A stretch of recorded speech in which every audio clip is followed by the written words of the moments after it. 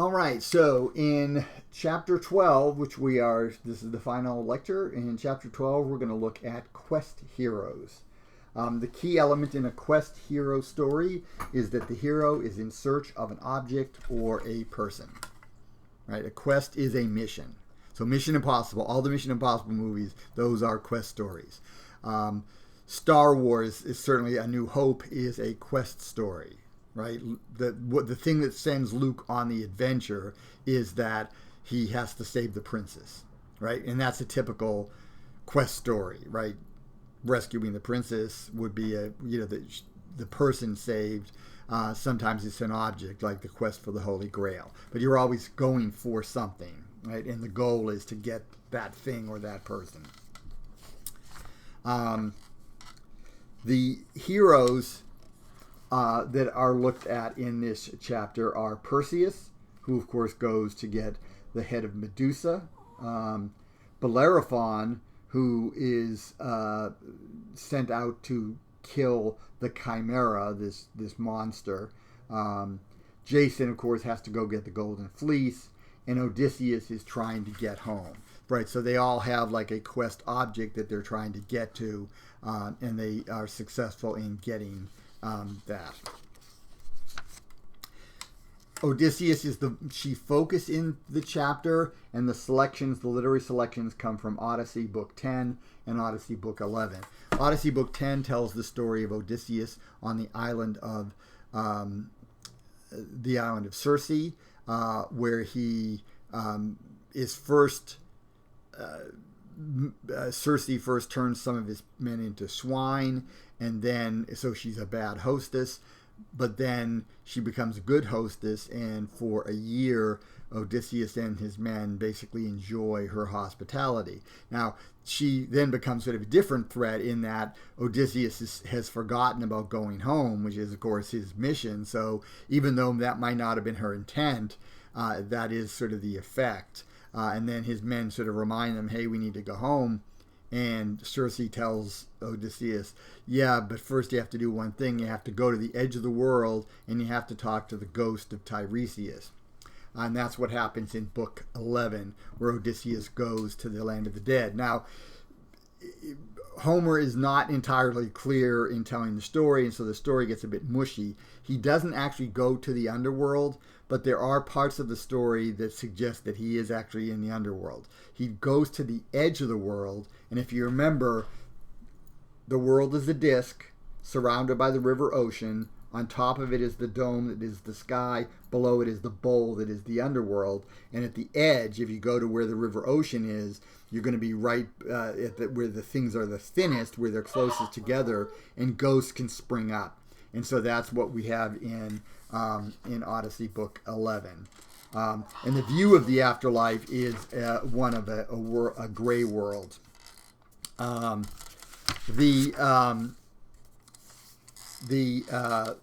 selections from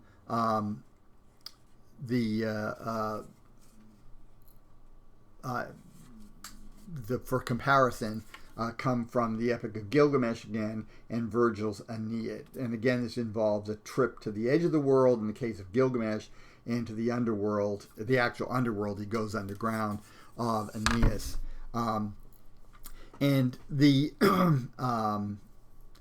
so one thing about this is looking at the heroes and what their motivation is. Odysseus goes to the edge of the world to see the ghost of Tiresias, who's a prophet. And in Greek literature, Tiresias appears the literature we have, maybe he appears a dozen times. He's always right. He's never wrong. So whatever he says is always right. And so that means he can provide information that Odysseus needs for when he gets home. And that's the premise. Now, it's sort of a thin premise, because what Tiresias tells him doesn't really give him any real help for when he actually gets home. And when he does get home, he gets more information that's really applicable at the moment because Athena tells him. So the Tiresias thing seems to me to be sort of, it's not really necessary, but Odysseus is a traveling hero, and if you're a traveling hero, what's the greatest journey you could do? You could go to the edge of the world, or you could go to the underworld, or, so you could do either of those things. That would be the greatest trip ever, and therefore, Odysseus has to go on that trip. And that seems to be why it's actually in the work, as opposed to the information that he gets. But he does go there to get information. And he sees that the afterlife is basically crap, right? The afterlife is this dull gray world, and it's not fun. Basically what the ghosts want most of all is they want to know what's going on. They want to know what the news is. They want to know what's going on in the world of the living.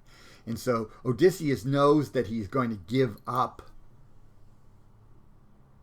when he dies, and he's a mortal hero. He's given the opportunity to become immortal, but he chooses not to do that. He chooses rather to go home and to die. Eventually. And he knows what he's going to face in the afterlife. So there is something about that is rather interesting, because Gilgamesh goes to the edge of the world to see a guy named Utnapishtim. And why does he go to see Utnapishtim? He goes to see Utnapishtim because he saw Enkidu die. And Enkidu didn't die heroically. He got sick, and he died. He was sick for a long while, and then he eventually died. And it was very disconcerting for Gilgamesh. Gilgamesh hadn't, I guess, seen death, or hadn't seen it up close. And now when he sees Enkidu die, it's like, I don't want that for me. I want to know how to be immortal. So he travels to the edge of the world to talk to Utnapishtim, who is the Mesopotamian Noah. He's the guy who survives the flood. Utnapishtim survives the flood, and because he is such a good person, the gods give him immortality. So he is immortal. And that's why Gilgamesh goes to see him, because he wants the secret of immortality. And Utnapishtim basically says, I can't give you that. I can give you this plant. And this plant will actually keep you fairly young for a really long time. In other words, what you can do is, you're going to die eventually, but maybe you could live to be 100, and up until your last year, you might be able to be as physically fit as if you were 30. And so, it would still be sort of a great deal, right? If you could have nearly 100 years of very vigorous life. But Gilgamesh loses the plant. The plant gets washed overboard, so he doesn't even have that. And so it's a failed mission. But he does learn something important, and that is the only real immortality that humans can count on is how they are remembered after they're dead. And so what Gilgamesh is told he should do is go back to Uruk, be the best king ever, do the best job he can as king, build this great city. The city will be a monument. The city will last for centuries.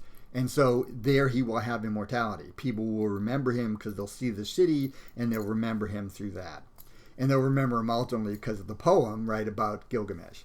So he does get immortality, but he doesn't get personal immortality the way he wants it, right? He does actually sort of die as an old king.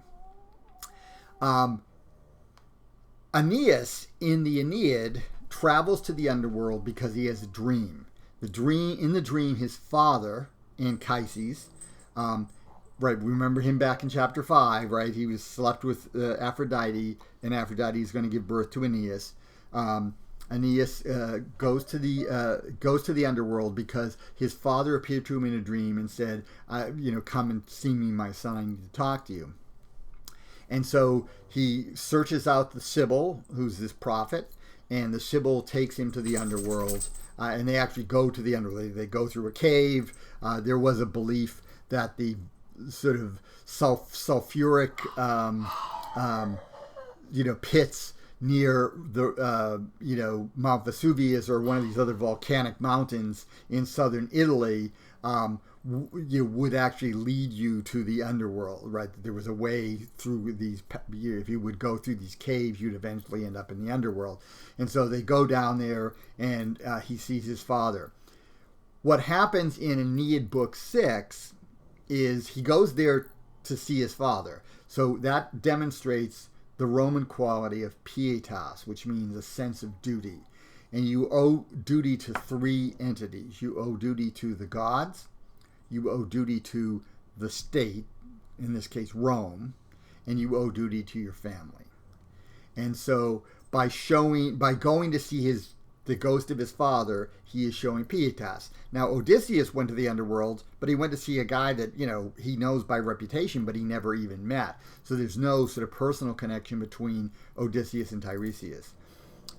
Gilgamesh travels to the edge of the world, Siwat-Napishtim, again, a guy he heard about, but he never actually met. So those two go, they go to get information, they go to get help, but they don't know the people. Here, he's going to see his dad, so that demonstrates pietas.